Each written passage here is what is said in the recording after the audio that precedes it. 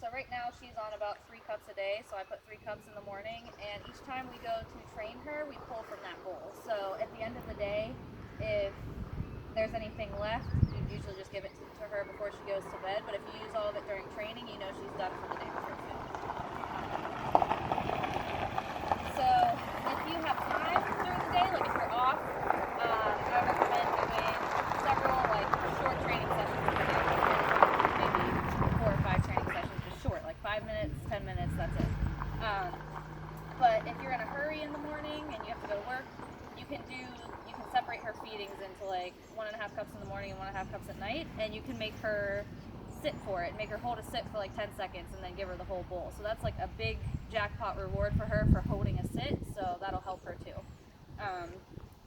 So the first thing we usually do with them is sit, and like Dave said, if she's in the correct position still, like right before you reward her, just reinforce the command. Sit. And right now she'll sit a long time with one command, but she's got to learn it from you guys now. She literally did all the training. In the evenings and in the mornings, I take care of her, and on the weekends some. But I don't really train her. I just do some reinforcement on what she's done with her. But she'll work for me. I'm pretty sure as well she'll work for her because she knows the system. So if you guys get home and you start doing this system with her, it makes it so easy for her to learn the language. Does your wife work out of the home, or is she a stay-at-home mom? She works outside. She works outside the home? Yeah. Okay. She leaves at what time of the morning? Or First thing. okay. She's Yeah. gone at 8 in the morning and back at 4 in the afternoon. Yeah, 3:34. And your day is kind of the same? Yeah. Okay. It's fine. That's how most people are.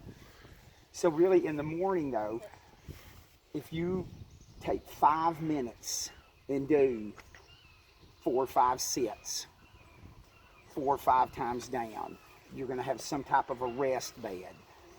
You rest and you reinforce it a few times, and then she's going to have to be in a crate during the day or a kennel outside or fenced in area, whatever, you put her out there and that's it. That's all you can do. Okay, but when you come home in the evening and you get ready to start feeding her, you probably have a little more time in the evenings. You can stretch dinner out for an hour, right? You do a few minutes with her, wait 15 or 20 minutes, do a little bit more, let the girls do some of it, let them practice some sitting down and rest with her, because your girls are old enough, the dog's going to listen to them, and they're old enough to administer the food to them, and it literally gives the girls a value to the dog, other than something to chase, bite, and make squeak. Okay?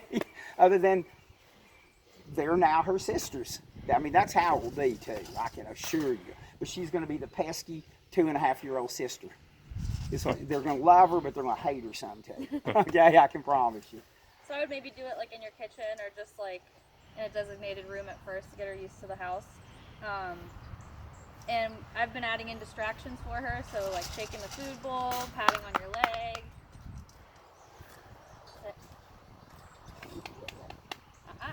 And if she does get up, the correction is up in between the ears with the prong. What are you doing? Are you silly? Sit. I would not use her name right there or any of her key words, because that will allow her to move. But I can talk to her. I can call her puppy dog. Pretty girl, what are you doing? Good girl, sit. And as long as she doesn't move, she's going to reward her. If she does move, she's going to correct her. And pretty soon, you'll be able to control her. Now, you're going to have the leash on her a lot, but if your girls have friends over and you're introducing her to other kids, which you need to do right out of the gate, she has seen many kids here because we have so many people coming and going and training.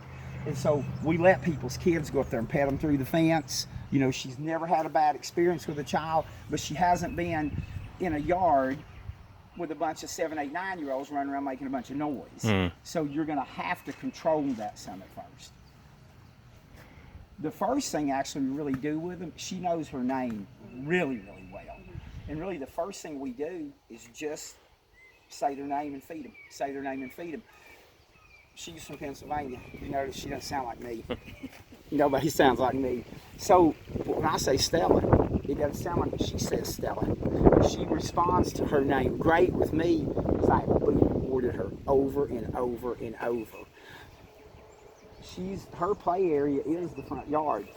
That Shiba Inu has been here about a month, and her brother's been here a week now, and we've had tons of other young dogs here.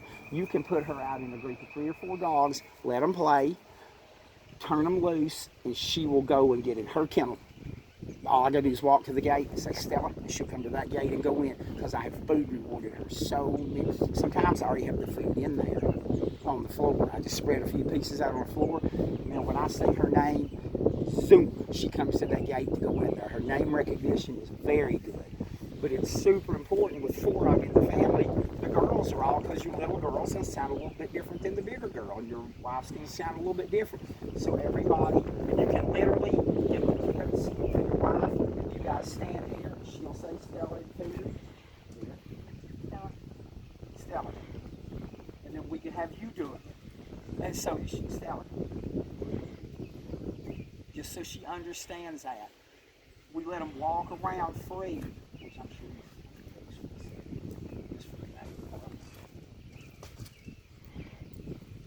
Stella. Stella. Stella. Stella. There you go. Okay, now you do it for him. You want me to have her go and record you? Yeah, just call her back. Stella, here. Good. Stella. She knows the word H-E-R-E, John. That means to come back. Stella. She'll come back on her name, but we teach them the other word as well. So that later, especially if they're distracted, she's way out there. When you say her name, and her head's going to spin. And then you call her to come back to you. When they're older dogs, 1.5, 2 years of age, you can have them where Stella. out there at a distance. You say her name, she turns around and looks at you. If you tell her down, she'll lie down Stella. out there. She'll do it at a distance. You'll have distance control. Okay, but that's one of the most important things right there. And that's how I'd start with the girls, is doing her Stella. name, some H-E-R-E, Stella. and some S-I-T. Stella.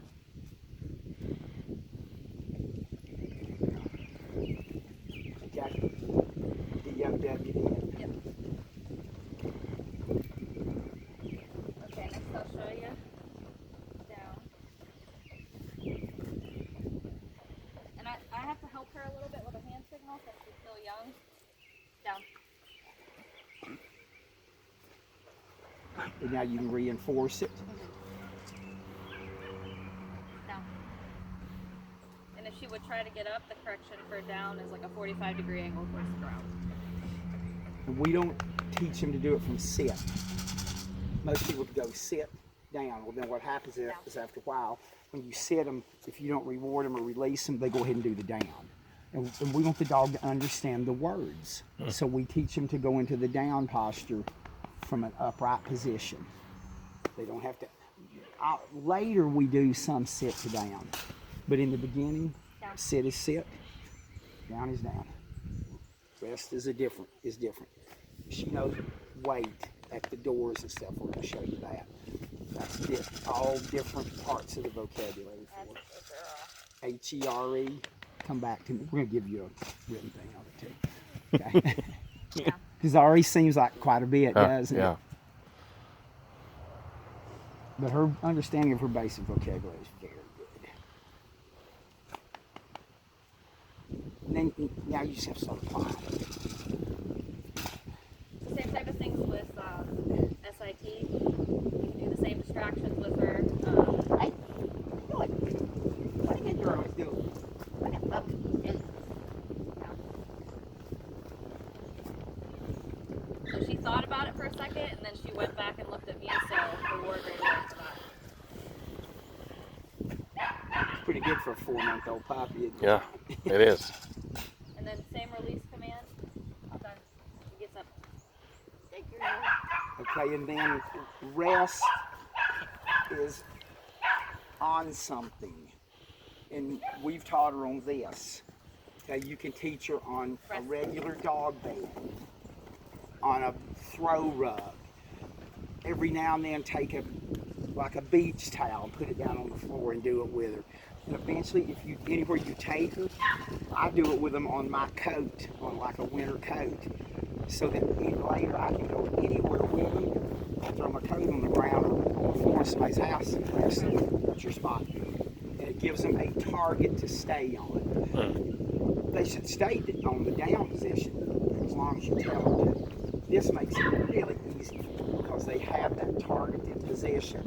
And then once I really like using these things because it's raised off the floor, so it's really easy for the dog to differentiate between where I should be and where I can't be. But you can do it on any. We took 2 Labradors that we had who trained home yesterday. They had dog beds.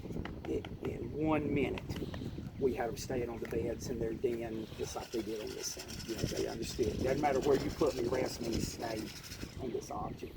And you'll just have to point to it, and she knows to go on and lay down.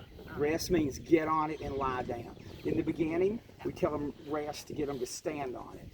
And then once they'll stand on it, we teach them down on it. And then finally, rest means get on it and lie down. Go into the down posture on that position.